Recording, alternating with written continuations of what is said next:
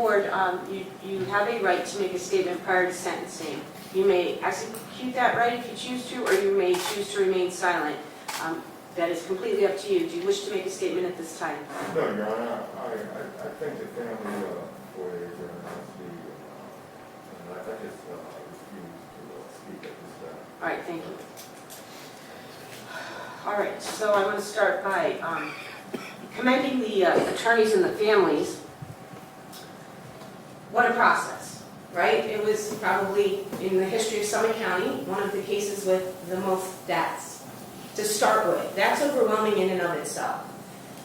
And then just the amount of time it took to get started, and then who would see a pandemic coming to where I wasn't even sure we would get through it this time. But we took the precautions we needed to take. We agreed with the parties as to how we would proceed. I can say we went 7 weeks, and not a single person in this trial process was subjected to COVID, got COVID because of this trial. In the meantime, protecting the rights of the defendant to where that's not going to be an issue on appeal.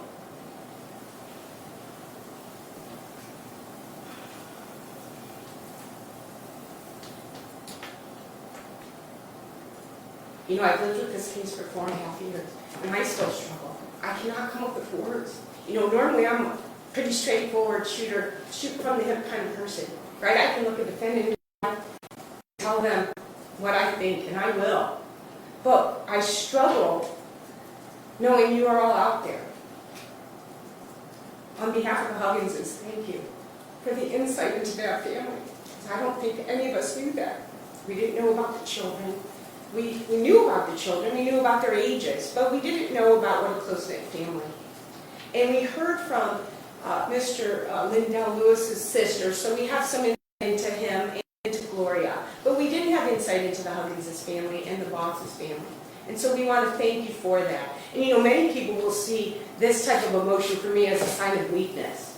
I consider it compassion for all of you, because these are senseless, they're tragic, and completely unnecessary.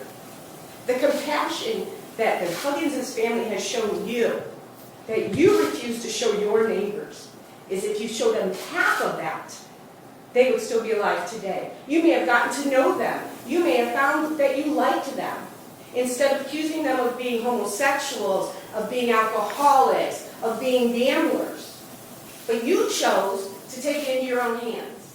You chose to seek revenge and not live by the Bible. I disagree with that, Your Honor. You had an opportunity to talk, you're done. It's my turn. I have sat on my hands for 4.5 years and listened to you rant and rave about how you've been railroaded, how the evidence has been tampered with, how they're setting you up, how I was giving signals to them, how I'm on their side, when I bent over backwards to assure that you had a safe, effective, and fair trial. A jury of your peers that you were in the process and proceeded to select have found you guilty of killing 9 people and attempting to kill 1 other person and starting 2 fires.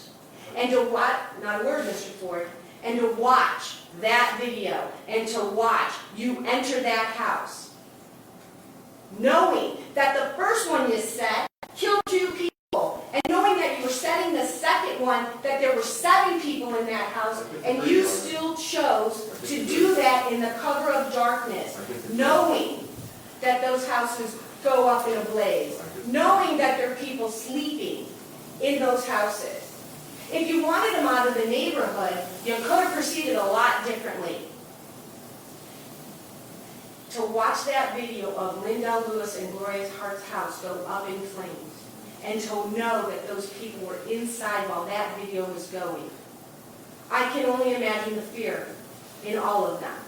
And for those babies being huddled underneath their parents, while Jared Boggs is trying to get from the 3rd floor outside to get help. And the lives of the firefighters that you put at risk by having to go in that house to put those fires out.